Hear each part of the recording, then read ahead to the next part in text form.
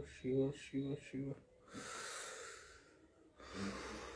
Shiv Shiva Mahadev Mahadev Mahadev Mahadev.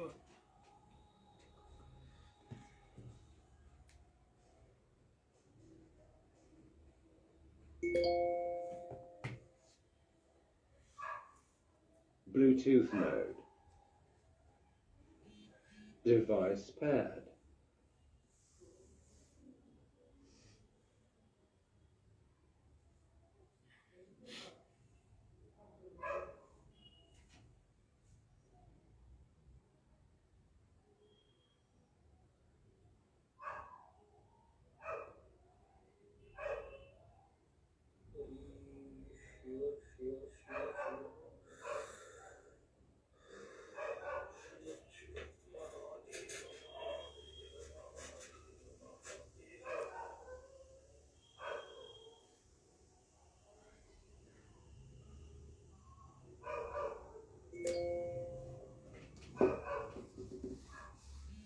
Bluetooth mode. Device paired. Om. Okay, बात हो जाएगी क्या? पाठ में जुड़ गए हैं, लाइव हैं। अच्छा, बस मैं भी आ रही हूँ सामने। ठीक। एक मिनट।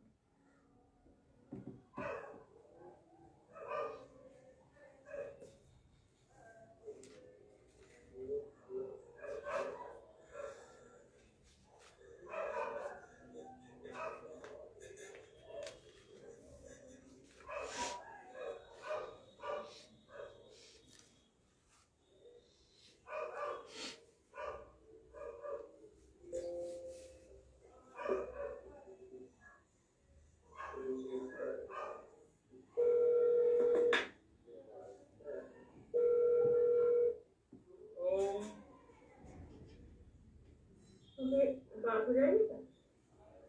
पाठ में जुड़ गए हैं, लाइव हैं। अच्छा, बस मैं भी आ रही हूँ सामने। एक मिनट।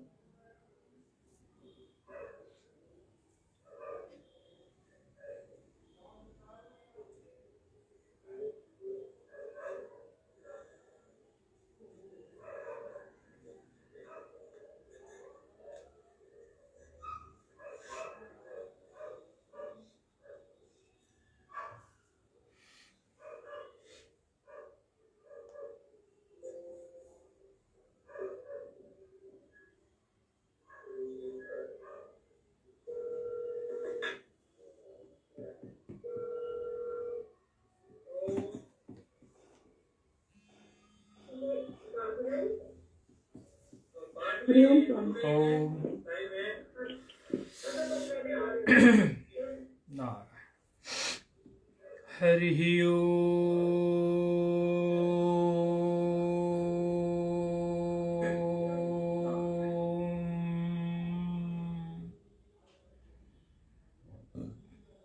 शुक्लां ब्रह्म विचारसार परमा माद्यां जगद्व्यापिनी वीणा पुस्तकधारिणीं भयदां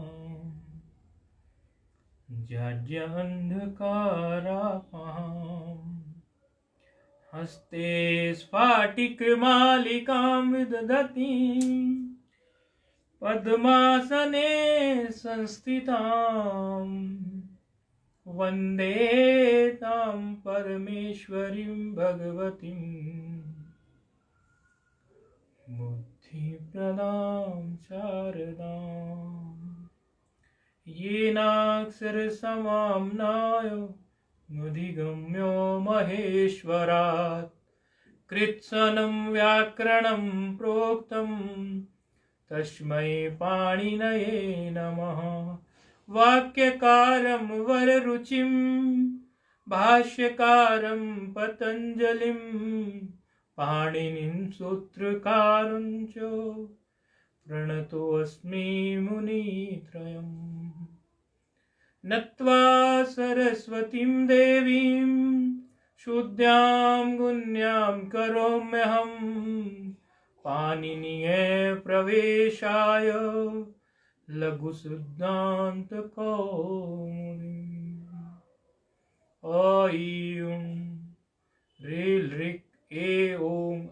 यौ छायवरट लण यमगणनम झबयो गड़दश जब गड़दश खफ चट थ चट तौ कपय श्वसर हल इति माहेश्वराणि सूत्राणि। ओम शांति शांति शांति।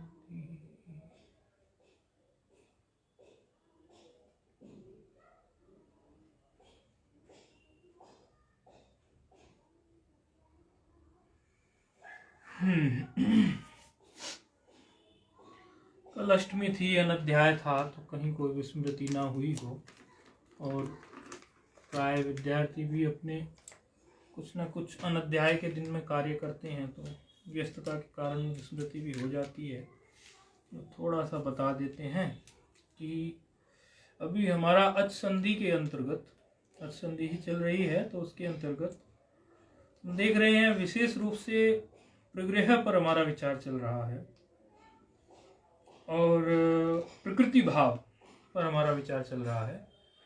जहाँ संधि ना हो वहाँ प्रकृति भाव हो। फिर भी कई विद्वानों ने प्रकृति भाव को भी संधि का नाम दिया। तो कई बार जब संधियों की गणना करते हैं और पंच संधि कहते हैं कि हमारी पंच संधि पूरी हो गई है, वस्तुतः लघु सिद्धांत कौमुदी के क्रम में तो अच हल और विसर्ग संधि दी है, लेकिन फिर पंच संधि भी कह देते हैं लोग इनको, तो उसमें प्रकृति भाव संधि इत्यादि को भी गिन लेते हैं। वस्तुतः देखें तो प्रकृति भाव कोई संधि तो है नहीं, वो तो प्रकृति भाव ही है, लेकिन ऐसा भी कई मत हैं। तो प्रकृति भाव में हम ये देख रहे हैं कि यहाँ पर प्लुत प्रगृह अचि नित्यम से हम चले थे और प्लुत प्रगृह अचि नित्यम ने शुरू में ही कह दिया था कि प्लुत हो या प्रगृह संज्ञक हो, दोनों ही स्थिति में अगर उसके परे में अच आ जाए तो संधि नहीं होगी। संधि प्राप्त है लेकिन फिर भी नहीं होगी। फिर आगे जाके उन्होंने क्रम बैठाया कि भाई ये प्रगृह आखिर कहते किसे हैं, क्योंकि प्लुत तो हम पहले पढ़ के आए हैं, उकालो अजहर प्लुतः से पढ़ के आए हैं, और एक विशेष स्थिति में प्लुत बना भी दिया गया। एक विशेष स्थिति उन्होंने कही कि वो हम देखे थे, दूरा धूते चा में दूर के संबोधन में प्लुत बनाया उन्होंने। सामान्य प्लुत हम पढ़ के भी आए हैं। किसी भी प्रकार से यदि प्लुत है या प्रगृह है और उसके बाद में अच है तो हमारा प्रकृति भाव रहेगा, संधि नहीं होगी। ये बात प्लुत प्रगृह अचि नित्यम सूत्र कह के चला गया। उसके कुछ उदाहरण भी उन्होंने दर्शा दिए। आगच्छ कृष्ण अत्र गोश्चरति, फिर उन्होंने एक उदाहरण ये प्लुत का लेकर फिर बोले भाई सूत्र तो खाली प्लुत के लिए नहीं बना, सूत्र तो प्रगृह के लिए भी बना।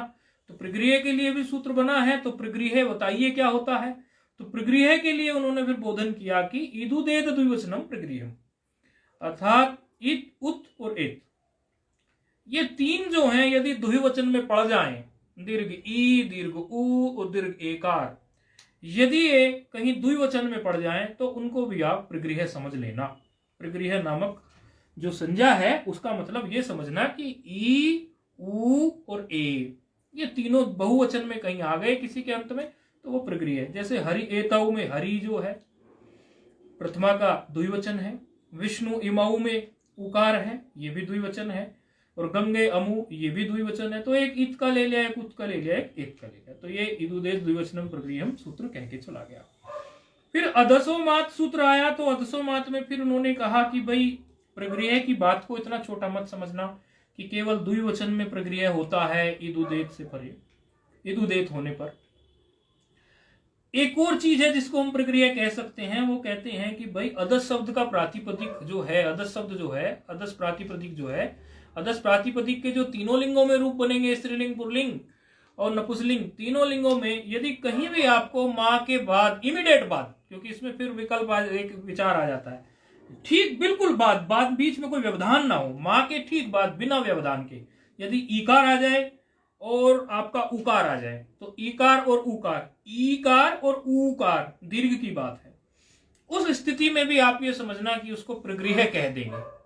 तो इसलिए हमने देखा था आदर्श के प्रातिपदिक में पुल्लिंग में तो द्विवचन और बहुवचन में मिल गया था हमें, स्त्रीलिंग और नपुंसकलिंग में हमारा एक ही जगह मिलता था हमें द्विवचन में। तो सही मायनों में देखे तो ये अमी इकार के लिए ही बना है, क्योंकि उकार द्विवचन का कार्य तो हमारा हो गया था। उसके दो उदाहरण ग्रंथकार ने वरदराजाचार्य जी ने प्रस्तुत कर दिए थे, अमी ईशाहा रामकृष्ण वमु आसाते, ये उदाहरण ग्रंथकार ने प्रस्तुत कर दिए थे। फिर उसमें इमीडिएट बाद में रखना है या उसके कुछ थोड़ा बहुत आगे पीछे रह के भी माँ के बाद में कुछ आ जाए, तो उसके लिए अमु के अत्र से स्पष्ट बोधन कर दिया था कि माँ के बिल्कुल ठीक बाद में यदि आप रखेंगे तो हम मानेंगे, यदि माँ के बाद में ना रख के ठीक आप कोई व्यवधान उत्पन्न कर देंगे तो व्यवधान उत्पन्न करने की स्थिति में फिर हम उसको जो है प्रगृह वाली स्थिति से फिर उसका नहीं करेंगे कार्य, फिर उसको हम ऐसे ही मान लेंगे। तो इसके लिए अमु को अत्र में फिर उन्होंने ये बात दिखा दी थी कि अमु के अत्र की दृष्टि से ये समझ लेना चाहिए कि माँ के बिल्कुल बाद में बीच में व्यवधान ना हो, उस स्थिति में कार्य होगा। तो अदसोमात सूत्र ये कार्य करके चला गया। चादु असत्व सूत्र हमने पढ़ा था, तो चादियों असत्वों में उन्होंने कह दिया कि चादी जो होते हैं, चा आदि में बहुत सारे, आगे आप अव्यय प्रकरण में चादीगण पढ़ेंगे, उसमें बहुत सारे चादी आएंगे। ऐसे जो चादी होते हैं, चा जिनके आदि में हो, वो यदि अद्रव्यार्थक हो, अर्थात उनका अर्थ कहीं द्रव्य ना निकल आए, कोई द्रव्य वो होता है अर्थात जिसकी गिनती इत्यादि हम कर सके, जिसमें संख्या हो सके, अगर वो द्रव्य के अर्थ में नहीं है तो उसको हम निपात कहेंगे। तो यहां से इन्होंने निपात के बारे में कहना शुरू कर दिया। फिर प्रादया को भी इन्होंने निपात कह दिया, दोनों को इन्होंने निपात कहा। फिर निपात एका जनांग सूत्र इन्होंने लगाया, तो निपात एका जनांग सूत्र ने क्या कहा, दो चीजों को एक साथ ले लिया। एक तो निपात को कि कोई यदि निपात हो और वो निपात एक अच हो, वो निपात एक अच वाला नहीं, एक अच हो, तो जब वो एक अच होगा निपात, तो फिर ऐसी स्थिति में निपात एका जनांग क्या करेगा कि एक अच निपात को आंग को छोड़कर, क्योंकि आंग भी ऐसा ही है लेकिन आंग को छुटवा दिया तो वहां प्रगृह हो जाए, तो प्रगृह नाम रख दिया। फिर प्रगृह नाम रखते ही हमारा फिर से सूत्र आगे खड़ा हो जाता है, प्लुत प्रगृह चिन्ह, फिर उससे भी प्रकृति भाव आ जाए। उसके इन्होंने कुछ उदाहरण प्रस्तुत किए थे, वो पूर्व के पाठ में हमने आप लोगों को बताए थे।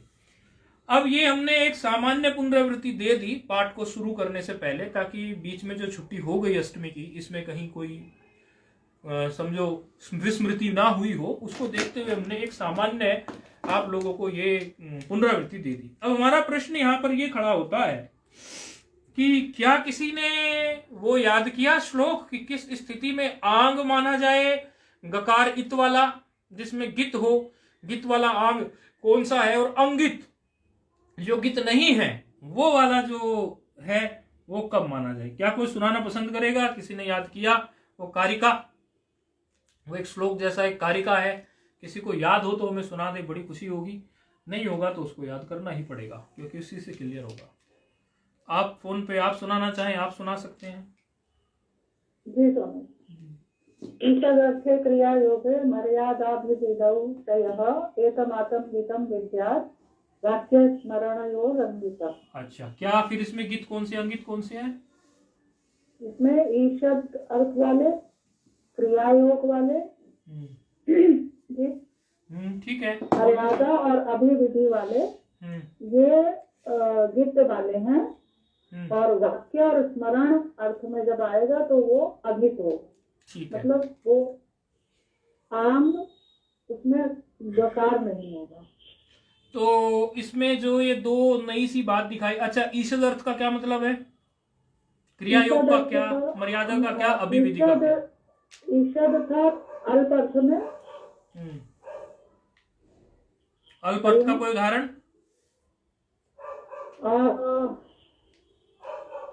जैसे मतलब किसी वाक्य में अगर ये अर्थ आ रहा है कि इसका कम है, मतलब ईषद का अर्थ आपने ऐसे बताया था, क्रिया अल्प अर्थ में। हाँ बताया था, एक उदाहरण भी दिया था, यदि याद हो तो ठीक है, नहीं कोई बात नहीं जी।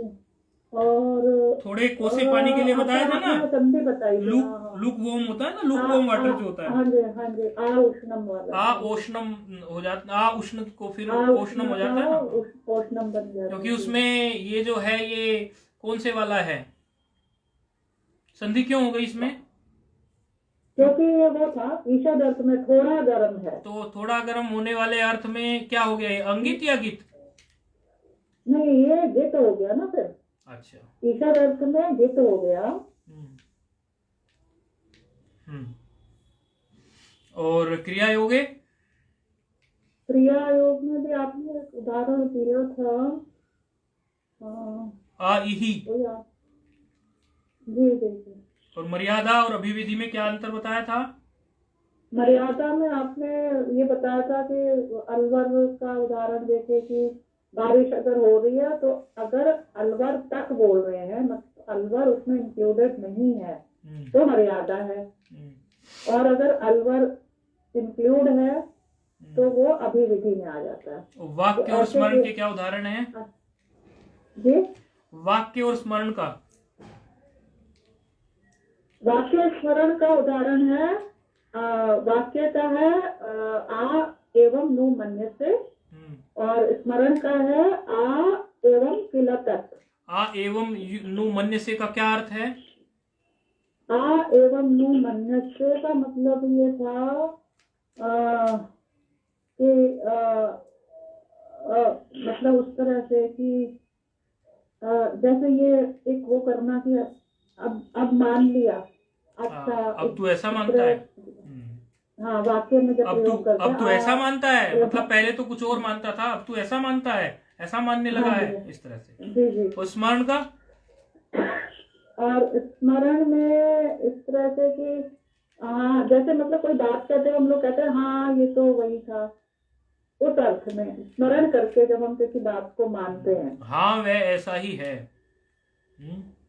हाँ, कन्नड़ भाषा में ना, बेंगलोर में इसको बोलते हैं हाउदा। कन्नड़ भाषा में इजिट्सो बोलते हैं ना, अंग्रेजी में इजिट्सो, तो कन्नड़ में इसको बोलते हैं हाउदा। हमें याद आ गया, हम रही वहां। खैर, ये अभी तक के हमने जो सूत्र देखे उसके अनुसार हमारी बात क्लियर हो गई हमें कि किस स्थिति में हमें गित मानना है और किस स्थिति में हमें अंगित मानना है। तो ये स्पष्ट बोधन यहाँ पर हो गया। अब इसमें हम अगले सूत्र की तरफ बढ़ते हैं, तो आओ चलो अगले सूत्र की तरफ बढ़े। ओत। अगला सूत्र है ओत, छोटा सा है।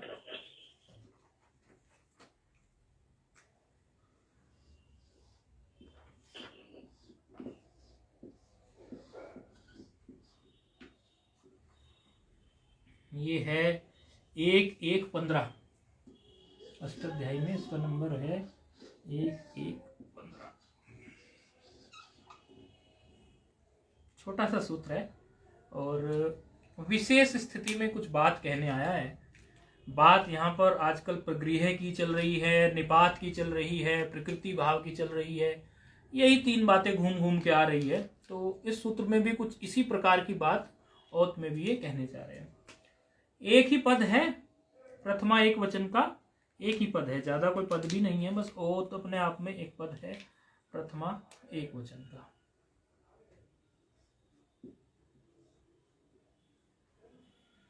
ठीक है, तो एक ही पद है और इसमें फिर हम, क्योंकि वृत्ति को हमें सजाना है, एक ही पद है, वृत्ति सजानी है, तो इसमें अनुवृत्ति कहाँ कहाँ से आ रही है, पद किस किस सूत्र से आ रहे हैं, तो वो एक बार देख लेते हैं। एक तो आ रही है इसमें अनुवृत्ति निपातः की,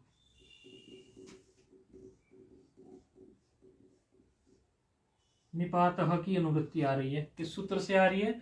निपात एकाजनांक से, निपात एकाजनांक से।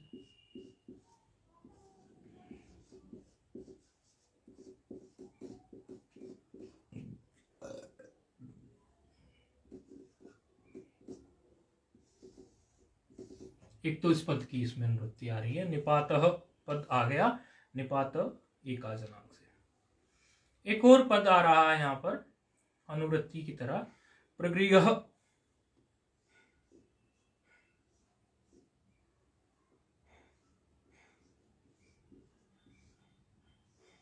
एक और पद आ रहा है प्रगृह। निपात जो आ रहा है पद, वो भी प्रथमा एक वचन ही है, निपातः, और प्रगृह जो आ रहा है अनुवृत्त होके वो भी प्रथमा एक वचन ही है। ये आ रहा है ईदुद्वय द्विवचनम प्रगृहम। ये अब पदों को देखकर थोड़ा हमें ये आइडिया होने लगेगा कि इसका संबंध उस सूत्र से होगा, तो इसकी अनुवृत्ति वहां से आई होगी। शुरू में हम थोड़ा अभ्यास कर रहे हैं, बता रहे हैं एक एक चीज। भविष्य में आप लोग देखकर ये अंदाजा लगा लेंगे कि ये तो नया सा पद दिख रहा है, इसका मतलब ये अनुवृत्त होके आया है, और आया होगा तो किससे आया होगा, प्रगृह है तो उसी में आया होगा। तो एक दो बार फिर आप अपने अंदाजे लगाना शुरू करें, फिर अपने अंदाजे को अष्टाध्यायी में मैच कर लें कि हम सही सोच रहे थे क्या, ये प्रगृह ईदुदे द्विवचनम प्रगृहन से आया क्या। ऐसा करने से हम सम्यक प्रकार से लघु सिद्धांत कौमुदी को समझेंगे, सम्यक प्रकार से हमारा पाणिनीय प्रवेश आया, पाणिनि जी के जो शास्त्र है अष्टाध्यायी में प्रवेश हमारा हो जाएगा। तो अभी तो हम लिखते हैं प्रगृह ईदुदेद द्विवचनम प्रगृहम सूत्र से इसकी अनुवृत्ति आ रही है।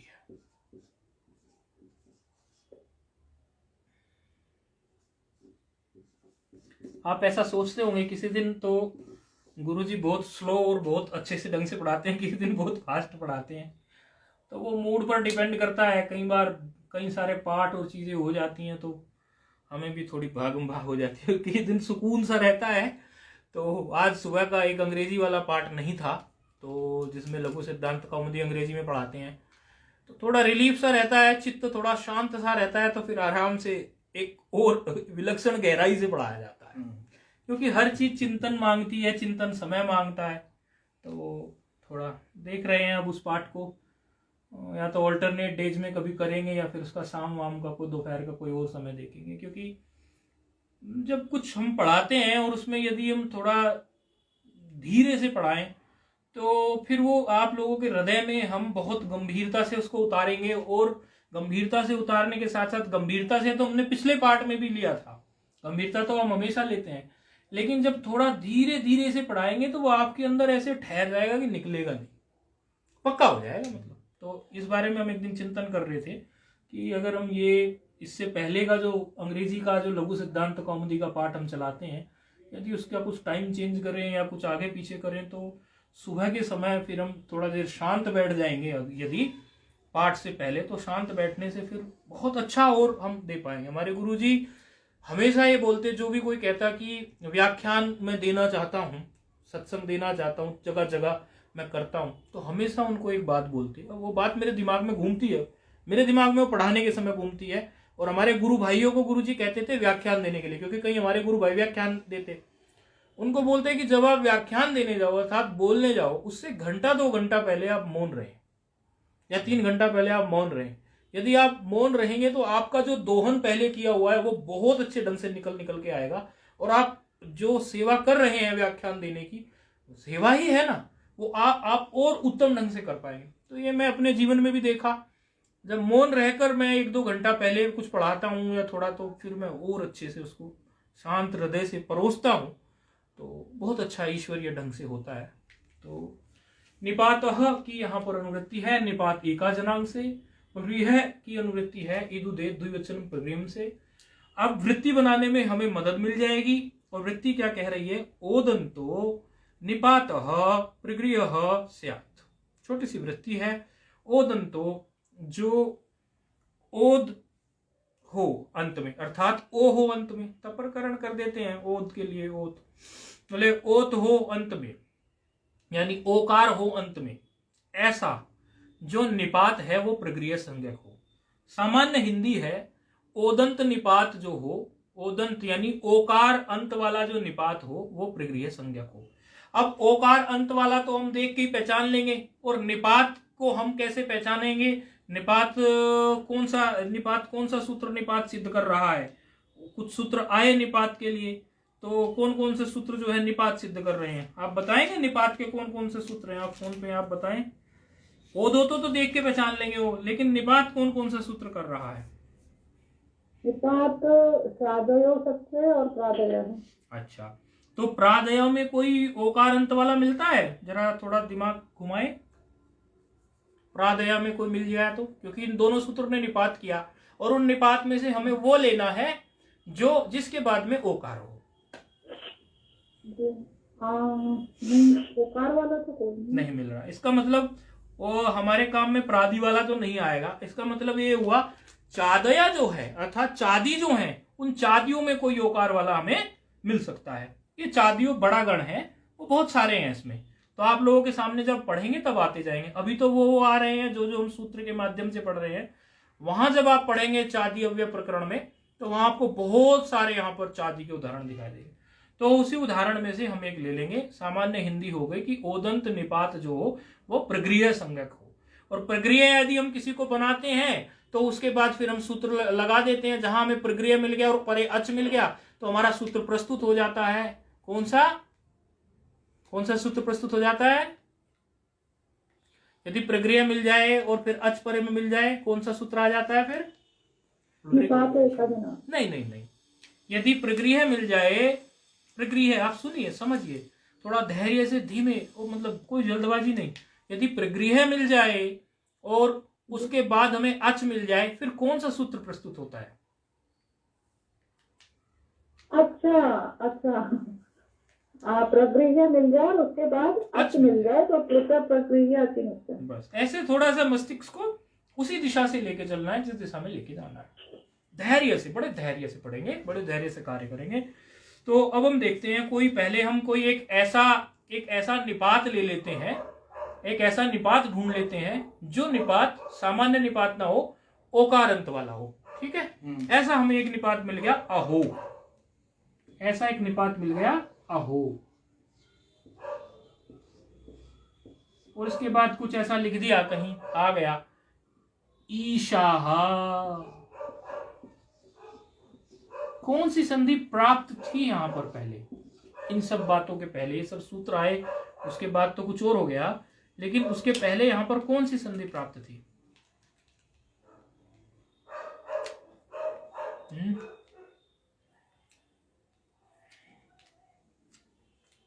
कौन सी संधि प्राप्त थी?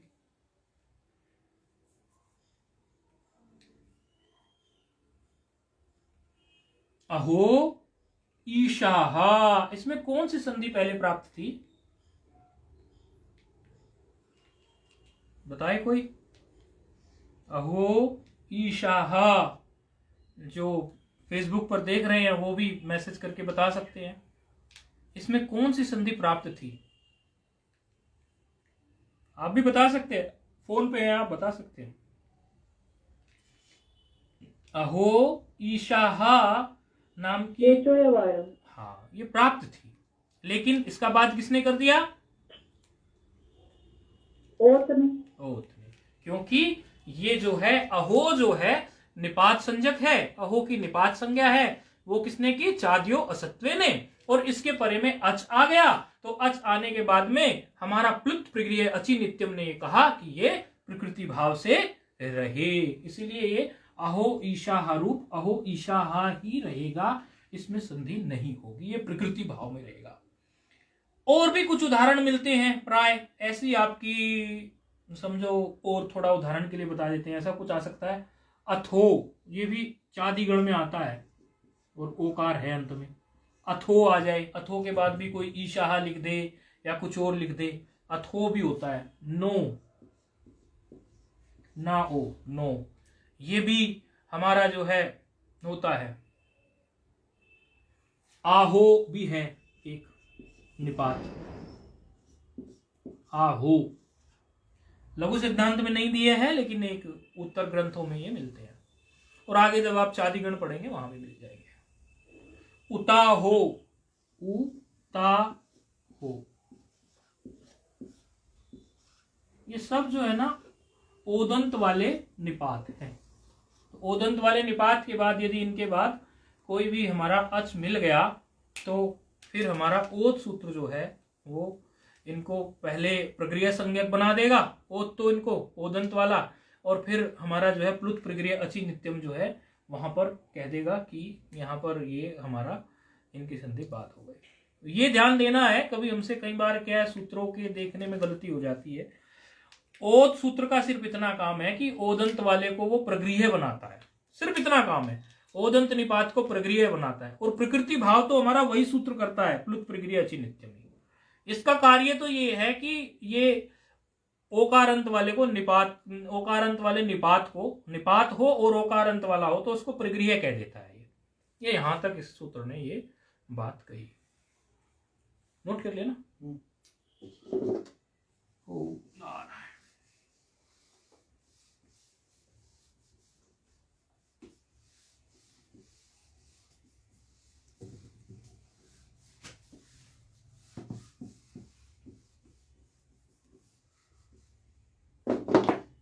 अगला सूत्र आ रहा है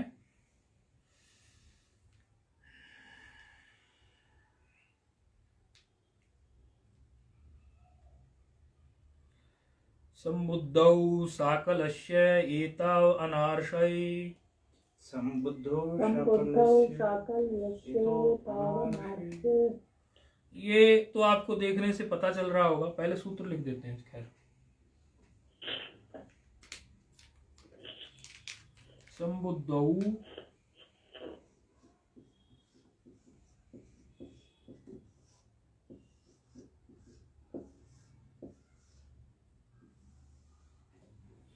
संबुद्धौ साकलस्य।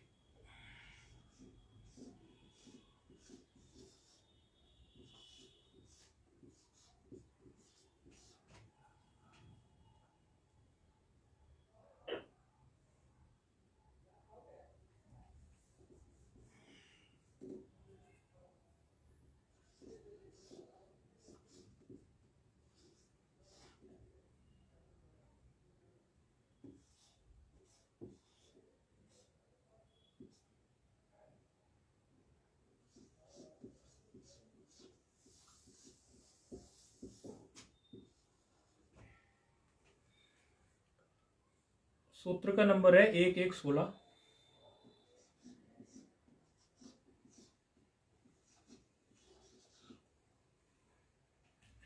पहले पद को हम देख लेते हैं, इसमें कितने पद हैं और फिर उसी के हिसाब से हम आगे बढ़ेंगे। तो एक हमारा इसमें पद है संबुद्धौ। संबुद्धि का सप्तमी का एक वचन जब बनाते हैं तो संबुद्धौ बन जाता है। एक पद है इसमें हमारा संबुद्धौ सप्तमी का एक वचन। साकलस्य एक पद है। साकलस्य आप लोगों ने पहले भी देखा हुआ है, षष्ठी है।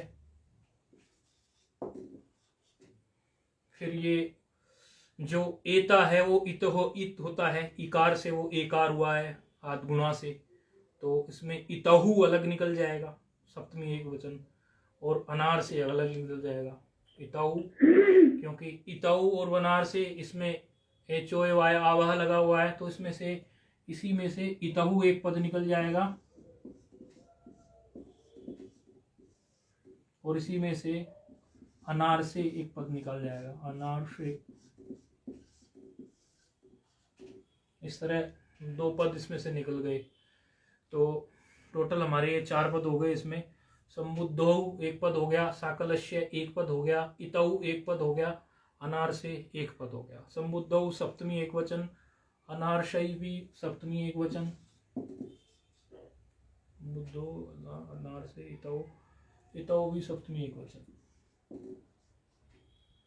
यानी 3 पदों में सप्तमी है, 3 पद सप्तमांत है, संबुद्धौ, इतौ और अनार से, और एक जो है पद वो षष्ट्यांत है, वो षष्ठी एक वचन है। ये तो हमारा जो हमें सूत्र से प्राप्त है, केवल सूत्र देखने से ही प्राप्त है, ये तो वो पद है। अब हमें फिर वही तरीका अपनाना है कि इसमें कुछ पद जो हैं पीछे से कहीं से आ रहे हैं, तो अनुवृत्ति किस किस पद की आ रही है, कौन कौन सा पद इसमें अनुवृत्ति होके आ रहा है, ताकि हम इसकी वृत्ति बनाएं। तो ओथ एक आ रहा है इसमें, वो तो ओथ सूत्र से ही आ रहा है, अभी हमने पढ़ा था। प्रथमा एक वचन है और ओथ सूत्र से ही आ रहा है। ये आप लोग ये सब लिखते जाया करें, इससे आपको बहुत अच्छा रिवीजन करेंगे जब, बहुत अच्छा आपको लगेगा। और प्रक्रिया भी, इसकी भी अनुवृत्ति आ रही है,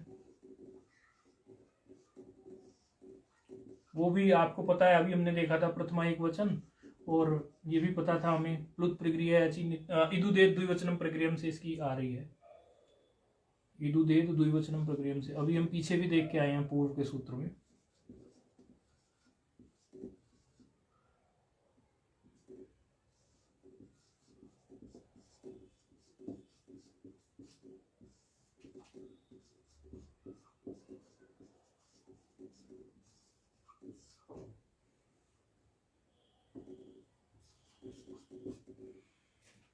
तो सूत्र में स्वयं के जो पद हैं वो हैं 4। संबुद्धौ सप्तमी एक वचन, संबुद्धि शब्द का सप्तमी एक वचन बनता है। शाकलस्य, शाकल्य एक ऋषि हैं, एक वो महर्षि हैं, वो भी व्याकरण के और कई सारे वेद में भी उन्होंने कई सारी बातें वेद को लेके भी उन्होंने ये एक ऋषि हुए हैं। उसके षष्ठी एक वचन शाकलस्य बना। इतहु, इतहु जो है इति की सप्तमी है, सप्तमी एक वचन। यदि इति शब्द को आप देखेंगे तो इति शब्द की सप्तमी एक वचन इतहु बनेगी। और अनार्षे, अनार्षे का जो तात्पर्य है वो है न आर्ष इति अनार्ष, न आर्ष इति अनार्ष। आप लोग जानते ही थे, यदि पर में नए तत्पुरुष समास में ये होता था, यदि पर में कोई अच वर्ण आ जाता था तो उसमें अन लग जाता था, और यदि पर में हल वर्ण आ जाता था तो सामान्य अ लग जाता था। तो यहाँ पे अन लगा है तो ना आर्ष इति अनार्ष, ये नए तत्पुरुष समास है। और आर्ष कहते हैं हमारा वेद के लिए ही ये प्रयोग आता है। कई लोग अपनी संस्था का नाम में लिख लेते हैं ना, आर्ष विद्या गुरुकुल इत्यादि, इसका वहाँ वही जो बोला आपने, तो वो वेद के लिए आर्ष शब्द आता है। ये आर्ष शब्द जो होता है ये वेद के लिए होता है, वेद को ही आर्ष कहते हैं। तो अनार्ष मतलब यानी जो वेद ना हो, यानी जो आर्ष ना हो, जो वेद ना हो। इतना तो सूत्र देख के पता चल रहा है। बाकी ओत और प्रग्रह की इसमें वृत्ति आई, अनुवृत्ति आई। अब सूत्र का अर्थ हम करने के लिए चलते हैं। सूत्र का जो वृत्ति है वो कह रही है संबुद्धि निमित्तक ओकारो वा आया तो देखते ही एकदम दिमाग में आ जाना चाहिए कि यहाँ कुछ विकल्प से कार्य होने वाला है। वाह देखते ही, या विभाषा देखते ही, या अन्यत्र श्याम देखते ही, इस तरह कई सारी चीजें हैं जो विकल्प के लिए यहाँ प्रयोग होती। तो यहाँ तो वाह है तो विकल्प से रूप बनेगा। प्रग्रियो अवैधिके इतौ परे, संबुद्धि निमित्तक जो ओकार हो, संबुद्धि निमित्तक ओकार हो, यानी संबुद्धि के लिए वो आया था ऐसा ओकार है, संबुद्धि के निमित्त ओकार आया हुआ है। संबंधी निमित्तक, संबंधी के निमित्त जो ओकार आया हो, संबंधी निमित्तक ओकार। अवैधिक, अनार्ष, अवैधिक कहो अनार्ष कहो, अवैधिक अर्थात जो वेद में न पाया जाता हो, अनार्ष अर्थात जो आर्ष ना हो, जो वेद में ना हो। संबंधी निमित्त तो ओकार हो, और वेद में ना पाए जाने वाला इति शब्द हो, वेद में ना पाए जाने वाला इति शब्द हो। तो ऐसे में जो वेद में ना पाया जाए ऐसे इति शब्द को लेकर, यदि वेद में ना पाया जाए ऐसा इति शब्द जो हो, अर्थात लोक में पाया जाए, वेद में नहीं पाया जाए, लोक में तो पाया जाएगा, लोक भाषा में। तो यदि वो शब्द इति वेद का ना हो, वेद इत्यादि में ना आया हो, और ऐसा कोई वाक्य हमारे सामने आ जाए, या ऐसा कोई रूप हमारे सामने आ जाए, ऐसी कोई स्थिति हमारे सामने आ जाए कि ओकार के बाद ओकारांत कुछ हो, और वो ओकारांत ऐसा साधारण ओकारांत ना हो, आप कभी ये कहने लग जाए कि ये अहो इत्यादि, ये ओकारांत तो दूसरे ओकारांत है। ऐसा ओकारांत जो किसी संबोधन का हो, संबुद्धि का हो, संबुद्धि मतलब संबोधन का, इस तरह से। तो उससे बाद में यदि इति है, और वो इति भी सामान्य इति नहीं, वो इति भी मतलब वेद में ना हो ऐसा इति, ऐसा ना हो, क्योंकि पिछले सूत्र में हमने देखा था कि लोक में और वेद में, लोके वेदे ऐसा सूत्र आया था, अर्थात वहां लोक और वेद दोनों को लेकर सूत्र ने बात की थी। लेकिन यहाँ पर केवल वो ये बात कह रहा है लोक को लेकर। वेद में हो गया तो वेद में नहीं करेगा यह सूत्र कार्य, वेद के हिसाब से नहीं गढ़ा गया है।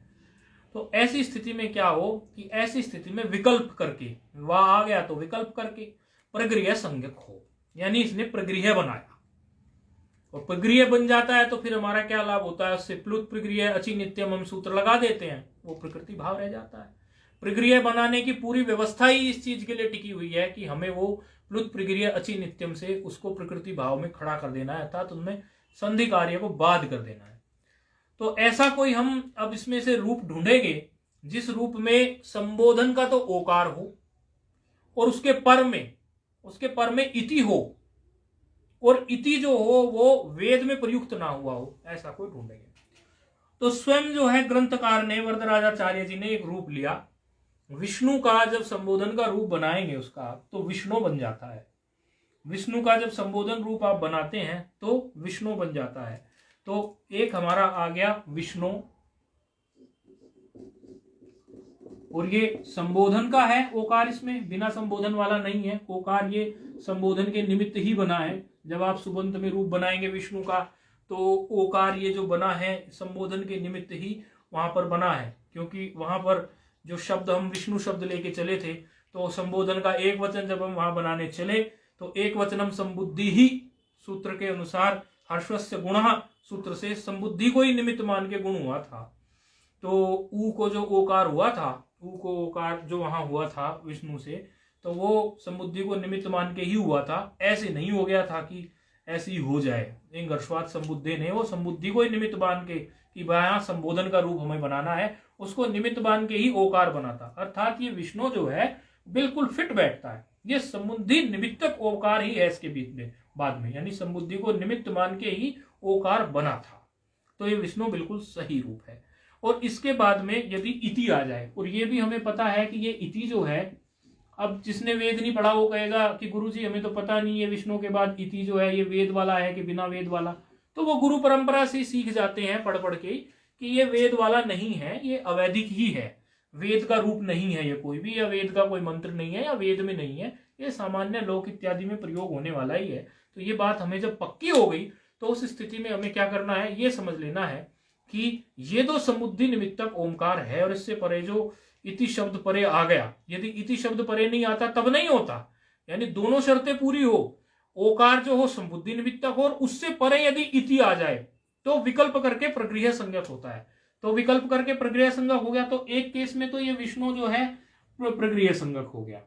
तो जब ये प्रगृह संज्ञक हो गया तो प्रगृह संज्ञक हो जाने से प्लुत प्रगृह अचिनित्यम सूत्र प्रस्तुत हो गया, और प्लुत प्रगृह अचिनित्यम सूत्र से इसमें संधि नहीं होगी। यानी किस पक्ष में, जब ये प्रगृह संज्ञक है उस पक्ष में, जब ये प्रगृह संज्ञक माना गया उस पक्ष में। और यदि ये प्रगृह संज्ञक ना माना जाए दूसरे पक्ष में, अर्थात विकल्प की बात कही है, क्योंकि शाकलश्य ऋषि की बात को भी पाणिनि जी मानते हैं। ऐसा हमने पहले पूर्व के सूत्र हमने एक पढ़ा था लोपा शाकलश्य, उसमें भी हमने ये चीज देखी थी। कोई भी जो ऋषि कुछ बात कहते हैं उस बात को पाणिनि जी स्वीकार करते हैं, वो बात उनको तर्क संगत लगती है तो स्वीकार करते हैं। तो एक पक्ष में तो ये शाकल्य ऋषि का मत हो गया कि भाई आप मेरे मत में आप ऐसा कर लेना कि संबुद्धि निमित्तक जो ओकार हो उससे परे इति शब्द आ जाए तो आप उस विष्णु को प्रगृह संज्ञक मान लेना, और प्रगृह संज्ञक मानते ही आप फिर उसमें संधि नहीं कर सकते, नहीं तो यहां पे भी अवादेश हो जाके संधि हो जाती। लेकिन दूसरे पक्ष में उन्होंने कहा मुझे कोई दिक्कत नहीं है, मेरा पक्ष आप एक बार मान लेना और विकल्प रख लेना, आप अपना पक्ष में कुछ भी बनाना। तो उनके पक्ष में फिर क्या होगा, उनके पक्ष में कोई सूत्र प्राप्त हो जाएगा, उनके पक्ष में मतलब किसी और के पक्ष में, वाह विकल्प के पक्ष में। तो कौन सा सूत्र प्राप्त हो रहा है, सामान्य तौर पर आप लोगों के देखने से यहाँ पता चल रहा होगा कि कोई सूत्र यहाँ पर प्राप्त हो रहा है। कौन सा सूत्र प्राप्त हो रहा है महाराज, ईश्वया प्राप्त हो रहा है। तो वो क्या करेगा, यहाँ पर रूप बना देगा, अवादेश करेगा, अवादेश करने के बाद क्या बन जाएगा, विष्णव इति, ऐसा आ जाएगा, कुछ आ जाएगा कि नहीं। अच्छा, अब यहाँ जब एचोवाया लग गया, यहाँ पर विष्णव इति रूप बन गया। अब इस स्थिति में अब सामान्य रूप से देखें तो हम क्या हो जाएगा, ये वकार के साथ इकार जुड़ जाएगा सामान्य रूप में। लेकिन हमने इसके पहले एक सूत्र पढ़ा था लोपः शाकलस्य। अब लोपः शाकलस्य क्या करता है, यकार वकार का लोप होता है। लोपः शाकलस्य जो है यकार और वकार का लोप करता है। किस स्थिति में यकार, कौन से यकार और वकार का लोप करता है, पदांत यकार वकार नहीं, मतलब किस स्थिति में करता है, कौन से यकार वकार का लोप करेगा। ऐसे तो बहुत सारे यकार वकार आएंगे, कौन से यकार वकार का लोप करेगा, जिसके पहले अवर्ण हो, जिस यकार या वकार के पहले, क्योंकि अवर्ण पूर्वयो हो। यकार और वकार कैसा होना चाहिए, ये यकार और वकार कैसा होना चाहिए, जिसके पूर्व में अवर्ण हो। तो विष्णु के जो अण है, अण के आकार है कि नहीं अवर्ण है, तो ऐसे यकार या वकार का लोप हो जाएगा, एक गायब हो जाएगा। ये कल चर्चा हो रही थी ना इस बात पर कि यल लिंगम यद वचनम यात विभक्ति विशेषस्य तल लिंगम तद वचनम स एव विभक्ति विशेषणस्यापि। तो इस वकार का विशेषण क्या है, अवर्ण। ये सामान्य वकार नहीं है, जैसे कहा था ना कि ये सामान्य मनुष्य नहीं है, लाल चादर वाला है, काले कपड़े वाला है, तो विशेषण आएगा कि नहीं। तो इसका मतलब ये होगा, सूत्र में आप स्वयं देख लो, इसका वकार का विशेषण क्या है, अवर्ण पूर्व वाला।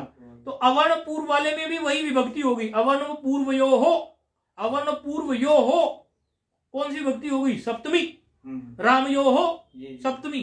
और ये आप सूत्र देखिए, खोलिए, लोपसाकलश्य देखिए, वो बहुत सिद्धांत नहीं समझ में आ जाएगा आपको। हमने कहा था ना कुछ आएगा तो साथ के साथ बता देंगे, तो सामने पड़ गया। आप इसकी वृत्ति देखिए लोपसाकलश्य की, ये सूत्र से हटके हम एक बात बता रहे हैं। एक श्लोक है, वो श्लोक है कि यल्लिंगम यद्वचनम या च विभक्ति विशेषस्य तल्लिंगम तद्वचनम सा एव विशेषणम विशेषणश्चापि। उसमें कहने का मतलब ये है कि जो लिंग, जो वचन, जो विभक्ति विशेष की हो वही विशेषण की भी होती है। तो यहाँ पर जो भी विशेष, हम इसी लोपसाकलश्य की वृत्ति में दिखा रहे हैं कि इन्होंने बोला अवर्ण पूर्वयो हो पदांत यो हो, तो ये अवर्ण पूर्व और पदांत दोनों ही यकार और वकार का विशेषण है, यकार और वकार का विशेषण है। तो यवो हो ये बना, ये भी सप्तमी, यवयो हो ये भी सप्तमी, और पदांत यो हो ये भी सप्तमी, और अवर्ण पूर्वयो हो ये भी सप्तमी। सब में सप्तमी लेनी पड़ी विशेषण और विशेष्य में, आगे भी आएंगे बहुत उदाहरण। तो अब जो है यहाँ पर जब हमारा रूप बनाने जा रहे थे हम, तो एक रूप बन गया था हमारा प्रकृति भाव में, क्योंकि प्रगृह बना दिया था ओदंत को विष्णु इति। दूसरा रूप जब हम बनाने जा रहे हैं तो उसमें विकल्प वाले रूप में सूत्र प्राप्त हो गया, क्योंकि विकल्प वाले रूप में फिर जो भी सूत्र लग सकता हुआ, कोई भी सूत्र लग सकता है, खाली छोड़ देते हैं। आप देखिए इस स्थिति में कौन सा सूत्र लगता है। तो इस स्थिति में ओकार से परे अच मिल गया तो विष्णव इति ये बन गया।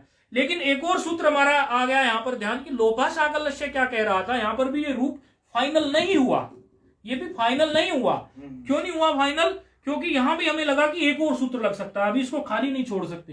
कौन सा? बोले लोपसाकलश्य। और लोपसाकलश्य फिर विकल्प से कार्य करता है, तो खाली लोपसाकलश्य ही नहीं, उसका एक विकल्प भी बन जाएगा। यानी एक केस में तो इसमें आप विष्णुविति में एक रूप तो विष्णुविति बन गया, उसके बाद दूसरा विकल्प का रूप, ये विकल्प का रूप ये हो गया, बाद में विकल्प का ये हो गया एक तरह से। और फिर इस विकल्प वाले रूप में भी एक और सूत्र प्राप्त हो गया। यहाँ पर ये अवर्ण के बाद में ये वकार मिल रहा है, तो अवर्ण के बाद में यदि वकार मिल जाए और यकार मिल जाए और उसके बाद में आपको जो है अश प्रत्याहार का कुछ मिल जाए, तो अश प्रत्याहार में ई आता ही है, तो ऐसी स्थिति में आप वकार और यकार का लोप कर दीजिए। लोप करेंगे तो क्या बन जाएगा? एक रूप विष्णु इति। और जब आप लोप नहीं करेंगे, क्योंकि वो भी विकल्प से कार्य कर रहा है, तो जोड़ दीजिए दोनों को।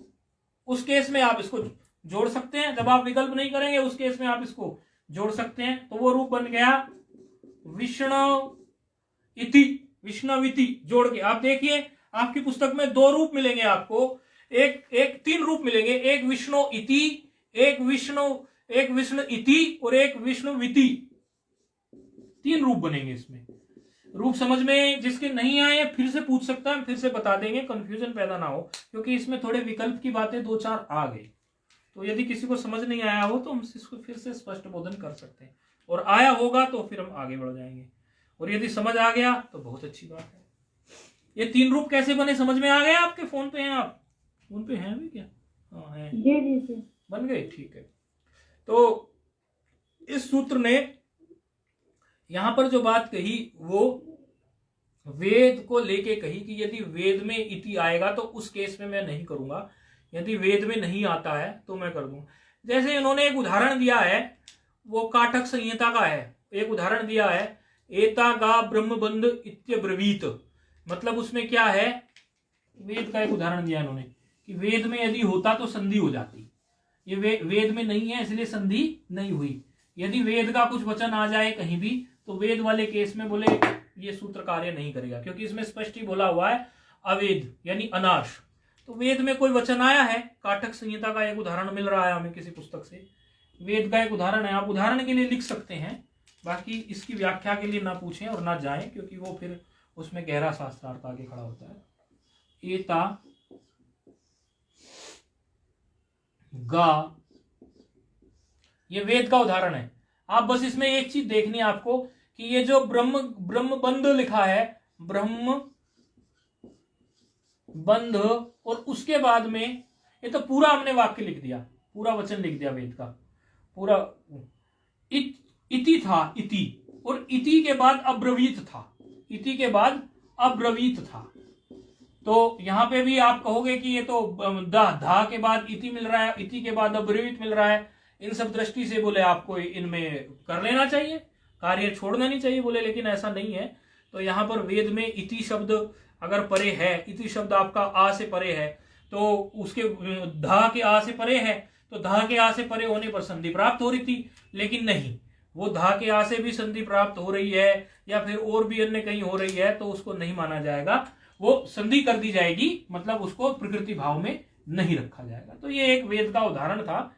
बाकी आप लोगों के लिए ये सूत्र में इतना ध्यान रखने जैसा है कि अवैदिक जो हो, अर्थात वेद में जो नहीं आया हो, और अगर वो ओकार अंत वाला हो और संबुद्धि निमित्तक वाला हो, यानी ओकार जो हो वो संबुद्धि वाला हो, तो ऐसी स्थिति में आपको उसमें उसको विकल्प से कार्य कराना चाहिए। और विकल्प से क्या कराना चाहिए? विकल्प से उसका प्रकृति भाव रख लेना चाहिए। एक केस में वो प्रकृति भाव रह जाएगा क्योंकि वहां पर उसको प्रक्रिया बनाया है, और दूसरे केस में प्रक्रिया बन नहीं रहा तो फिर वहां पर उसका प्रकृति भाव नहीं रहेगा, संधि हो जाएगी। इस सूत्र में कुछ अपने शास्त्रार्थ भी हैं, अलग अलग अन्य लोगों के शास्त्रार्थ ऐसे प्राप्त होते हैं इसमें कि वेद में कोई वचन आया, जैसे वायु का वायो, विष्णु का विष्णु इत्यादि, ये लेके उन्होंने और भी कुछ दर्शाया है कि इन स्थितियों में भी ये जो है यहाँ पर संधि प्राप्त होती है वेद में, और अवेद में संधि प्राप्त नहीं होती है। अर्थात यदि वेद में देखेंगे तो वहां पर संधि प्राप्त हो जाएगी क्योंकि वेद में इसको प्रकृति भाव में नहीं रखता, और यदि इसको अवैदिक रखेंगे, क्योंकि काशिका इत्यादि में जब इसकी चर्चा देखने को मिलती है तो वहां पर इन्होंने कई सारे इसमें अपने अपने मत रखे हैं। तो उस मत में तो खैर अब लघु है, लघु में इसको समझो, इसको दीर्घ बनाने की कोशिश ना की जाए, अन्यथा आपको कंफ्यूजन पैदा हो जाएगा। यदि आप और कुछ उदाहरण देखना चाहें इसके संबोधन के, संबुद्धि निमित्तक ओकार के, तो आप देख लो धेनु शब्द का, देख लो धेनु शब्द का भी जब संबोधन बनाएंगे आप तो धेनो बनेगा, विष्णु की तरह धेनो बन जाएगा। यदि और कुछ आप उदाहरण देखना चाहे, ये तो आपने एक उदाहरण देख ही लिया है, तो आपने एक उदाहरण देख लिया ना इसमें विष्णु वाला। यदि आप धेनु का देखना चाहे तो धेनु का भी बन जाएगा, और यदि आप साधु का देखना चाहे तो साधु का भी बन जाएगा। यदि आप भानु का देखना चाहे तो भानु का भी बन जाएगा। देखो धेनो जो है ये भी संबोधन का रूप है, और भानु का संबोधन भानो होता है, ये भी ओकारांत उसी तरह मिल गया हमें। और भी बहुत सारे मिल सकते हैं आपको, ये तो हम बता रहे हैं। साधु का साधो मिल गया। ये जितने भी संबोधन निमित्तक ओकार हैं, संबोधन निमित्तक ओकार है, यदि ये प्रक्रिया संज्ञक तो बनी गए, और उनसे पर में यदि हमें कहीं अच मिल गया, इन केस कहीं भी, तो उस अच में हम फिर संधि नहीं करेंगे, फिर उसमें हम प्रकृति भाव रख लेंगे। ये तो एक उदाहरण। हम आप कभी ये ना सोचना कि भाई ये तो सूत्र जो है केवल इसी स्थिति में लगता है विष्णु इति में ही, ऐसा नहीं है। कहीं भी ओकार मिले आपको संबुद्धि निमित्तक, चाहे वो धेनो भी मिल जाए, क्योंकि आपसे कोई आपको घुमाने के लिए कोई लिखने लग जाए धेनो इति, आप कहोगे हमने विष्णु इति तो पढ़ा था, धेनो इति तो कहीं नहीं पढ़ा। घबराना नहीं है, ये देखना है धेनो रूप कहाँ का है। तो धेनु का संबोधन में धेनो रूप बना, भानु का संबोधन में भानो रूप बना, साधु का संबोधन में साधो रूप बना। ऐसी स्थिति में भी इनमें संधि प्राप्त नहीं होगी, उसी तरह विकल्प से कार्य होगा। एक पक्ष में ये प्रकृति भाव रहेगा, दूसरे पक्ष में उसी तरह से हम इसमें जो है धेनो में एचोएवाय आवाह लगा देंगे, भानों में भी एचोएवाय आवाह लगा देंगे, साधो में भी एचोएवाय आवाह लगा देंगे, और उस स्थिति में एक एचोएवाय आवाह लगाने के बाद हम ये देख लेंगे कि यहाँ पर हमें क्या लोपा शाकलस्य भी प्राप्त है क्या, तो वो भी प्राप्त हो जाएगा। फिर लोपा शाकलस्य में हम ये देख लेंगे कि ये भी विकल्प से कार्य करता है, यानी एक पक्ष में ये वकार को उड़ा देगा, क्योंकि वकार यकार उड़ाने का काम है इसका, अवर्ण से पर में, और अवर्ण से पर में ऐसा कोई वकार यकार मिल गया कि उसके भी पर में अस प्रत्याहार है, इस तरह की कंडीशन में लोपा शाकलस्य कार्य करता है। तो फिर वहां पे भी दो रूप बन जाएंगे, एक में वकार उड़ा देंगे और एक में वकार ऐसे ही रख के इति के साथ जोड़ देंगे। तो ये सूत्र जो है आपको हमने ये 2-3 उदाहरण ऐसे जानबूझ के दिए, तो इनके भी उस पक्ष में फिर वैसे ही बन जाएंगे, भानविति, धेनविति इत्यादि रूप इनके बनते चले जाएंगे। एक पक्ष में जैसे धेनो का धेनो इति ऐसे ही रह गया, दूसरे पक्ष में धेनविति बन जाएगा, और तीसरे पक्ष में एक धेन और उसमें वकार होके इति रह जाएगा। तो इस तरह से जो है ये आपको रूप देख सकते हैं। तो ये सूत्र में हमने कुछ ऐसे 2-4 उदाहरण ढूंढ के रखे हुए थे ताकि आपको कोई प्रक्रिया संज्ञा इत्यादि में, और उसमें कोई कच्चापन ना रह जाए, तो हम थोड़ा हमने अन्य उससे ये धेनु वानु के थोड़ा विचार करके रख लिए थे। तो ये सूत्र तो आपका पूरा ही हो गया। अब इस सूत्र में क्या देखने जैसा कुछ है क्या? शास्त्रार्थ है, वेद विषयक पाठ इत्यादि का, वो शब्द में वो जितना ज्यादा से ज्यादा आपको समझाना था वो हमने समझा दिया। इससे ज्यादा में आप उलझ सकते हैं, इसीलिए इससे ज्यादा में आप ना जाए। अच्छा, अब हम चलते हैं अगले सूत्र की तरफ। सूत्र क्लियर हो गया महाराज, है ना? क्योंकि कई उदाहरण हमने, चाहे धेनु भी आ जाए, चाहे भानु भी आ जाए, चाहे साधु भी आ जाए, ये देखना है कि ओकार जब आया वो संबुद्धि निमित्तक है कि नहीं है। ये सब भी नोट करते जाना, कि वो हम तरह तरह से विचार करके रखते रहते हैं, वो लघु में मिलती नहीं वो बातें, इसलिए वो आपको बाद में काम आ जाएगी।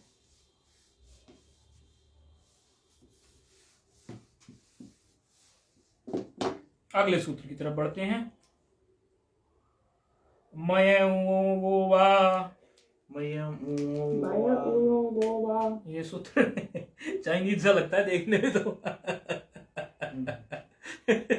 हम जब पढ़ रहे थे ना सूत्र को, मैं ये कैसे कर रहा है मया वो, ये तो चाइनीज सूत्र लग रहा है। हमें याद आ गई बात हमारी, भाई चाइनीज नहीं है, पानी जी का ही है, इसका भी मय वो ऐसे चाइनीज सा लगता है। तो ये सूत्र लिख रहे हैं मय वो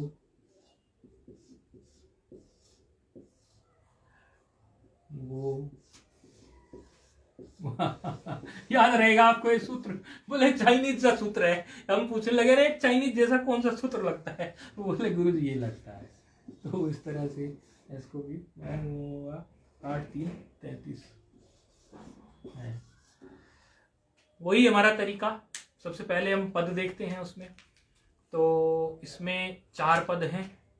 4 पद कौन से? मयः था ये, तो मयः जो था एक पद वो पंचमी एक वचन था। फिर ये उयः था, ये षष्ठी एक वचन है। फिर वो वाह को देखने लगोगे तो इसमें फिर वाह है और वाह है। तो वाह तो आप जानते हैं, वाह वो वाह प्रथमा एक वचन है।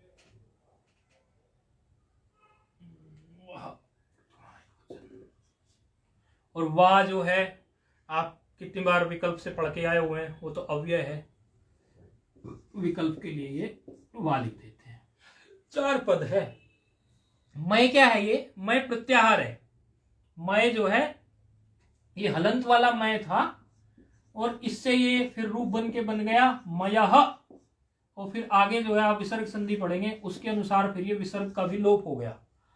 तो ये था, मूल में ये मय था, प्रातिपदिक इसका मय था, ये था प्रातिपदिक, और इससे फिर आगे जाके वो मयः बना, और मयः से ये मय रह गया, इसके विसर्ग का लोप हो गया। ये आप आगे पढ़ेंगे। और इसी तरह उयो में फिर वो ओकार हो गया, वो उयः था षष्ठी एक वचन, और आगे क्योंकि उसको फिर आगे वकार मिल गया तो आगे फिर अशी से सूत्र से लग के वो ऐसा बन गया, वो आप पढ़ेंगे भविष्य में। अब आप ये देख लो इसमें भी किससे क्या अनुवृत्ति आ रही है। स्वयं के पद तो इसमें पता है, इसमें केवल जो है अची आ रहा है पीछे से इसमें जो है केवल अची पद की अनुवृत्ति है।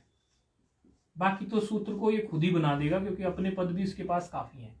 तो अची आ रहा है, ये गमो हर्षवादची, गमुण नित्यम एक सूत्र है, सप्तमी एक वचन अची आ रहा है, वहां से गमो हर्षवादची गमुण नित्यम एक सूत्र है, आप पढ़ेंगे उसको। गमो हर्षवादची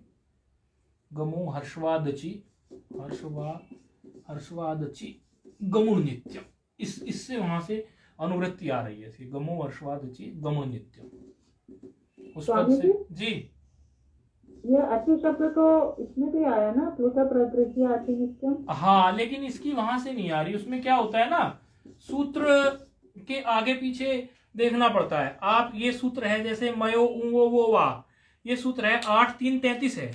अब 8-3-33 पे जाइए आप आपके अष्टाध्यायी में, देखिए आपका रहस्य खुद खुलेगा।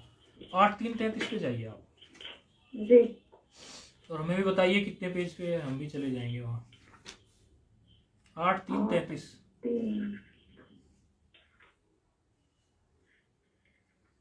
8-3 है 98 पेज पे। देखिए कितना नंबर सूत्र है? 33 नंबर। हाँ 8-3-33 नहीं, सूत्र नंबर ये है 8-3-33, और इसके ठीक पहले कौन सा है? गमो ह्रस्वाद च गमो नित्य। तो बस तो वहीं से उठा लेगा, फिर दूर से लाने के लिए, अच्छा। ठीक है ना। अच्छा, आसपास का सूत्र होता है तो उसी से अपना काम चला लेता है, और उसमें लिखा भी है उसके सामने की 33 तक जाएगी। ये जब आप लोग भविष्य में आप लोगों को जब अनुकूल पड़ेगा ना, तो आप ये अष्टाध्यायी रट लेना और मस्तिष्क में इस पूरी पुस्तक को बैठा लेना कि कौन से किसकी क्या, फिर आपको वृत्तियां देखने की जरूरत नहीं पड़ेगी, आप स्वयं वृत्ति बना लेंगे। तो भविष्य में कभी ऐसा कार्य आप कर सकते हैं। तो अब सूत्र का अर्थ करने में हमें मदद मिल जाएगी, हमने सभी पदों को ले लिया। तो सूत्र में क्या कह रहे हैं, मय परस्य उयो वो वा शाद अची। शाद अची कह रहे हैं तो अच परे की कोई बात हो रही है। कहते हैं मय प्रत्याहार से परे उय, उय निपात, एक निपात है, जो निपात है उय, मय प्रत्याहार से परे, मय प्रत्याहार है उय, एक निपात है, उय जो है एक निपात है। उ और वो यमगण वाला जो यकार है ना, यमगणनम वाला, वो हलंत वाला, इस तरह लिखा है, क्योंकि जो फोन पे है उनको फिर दिखे ना कभी, इसलिए हम ऐसा बोलते हैं। उय एक निपात है। तो मय प्रत्याहार से परे उय निपात यदि हो, मय प्रत्याहार का कोई वर्ण हो और उससे परे, इमीडिएट परे उय निपात आ जाए, तो विकल्प करके वा आ गया, तो विकल्प करके वा आदेश हो जाता है। वा, वो वा शादची, वो मतलब वह यानी वह है, और वह मतलब विकल्प से शाद अची, अच परे होने पर वह आदेश हो जाता है। सूत्र का अर्थ इतना सा ही है, मैं प्रत्याहार से परे, मैं परस्य मतलब मैं प्रत्याहार से परे, उयो मतलब उय निपात, उयो को बोलने के लिए ऐसा बोल दो कि उय निपात, ताकि कंफ्यूजन ना हो। उय निपात को विकल्प करके वह आदेश हो जाता है। इसका उदाहरण हमारे देखने में आएगा कुछ। एक उदाहरण इन्होंने दिया, किम उ उक्तम। उदाहरण इस प्रकार है कुछ,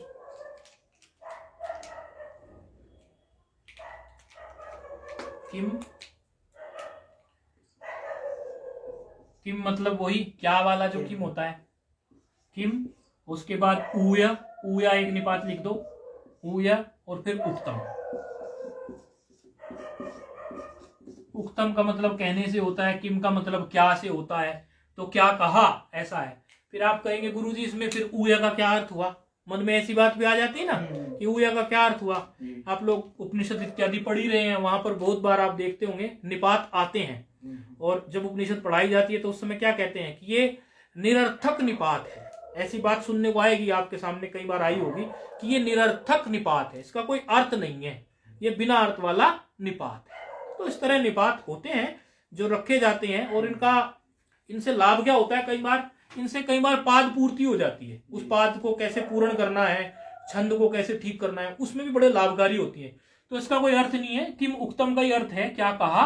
उय जो है ये निपात बीच में आया है ये समझाने के लिए। तो ये छोटी छोटी बातें शास्त्रों में कैसे अप्लाई होती है वो भी हम बताते चलते हैं।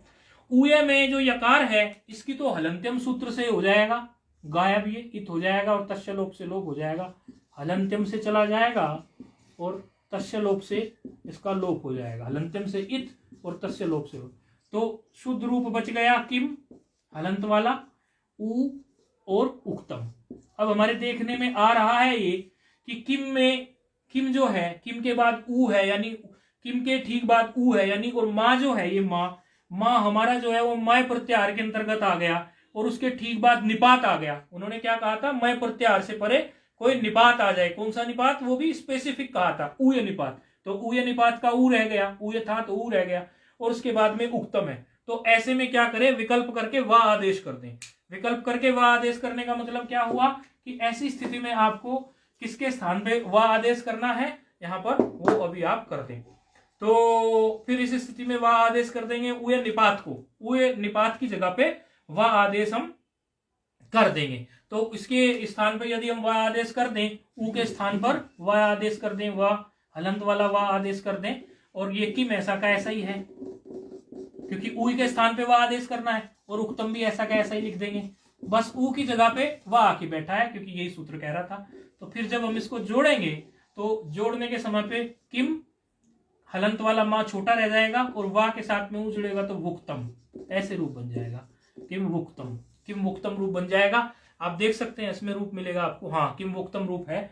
तो ये एक रूप बन जाएगा। दूसरा जो है रूप क्या बनेगा विकल्प से, एक रूप तो ये बन जाएगा, दूसरा रूप हमें विकल्प से बनाना पड़ेगा।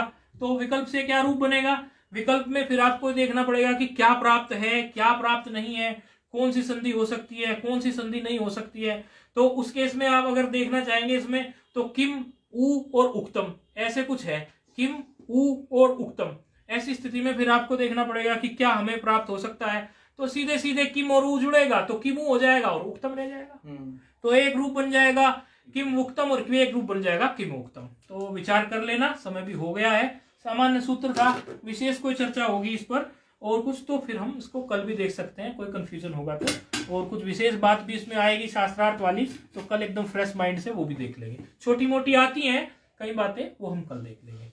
ओम पूर्णमदः पूर्णमिदं पूर्णात् पूर्णमुदच्यते पूर्णस्य पूर्णमादाय पूर्णमेवावशिष्यते। ओम शांति शांति शांति। हरिओम स्वामी। हरि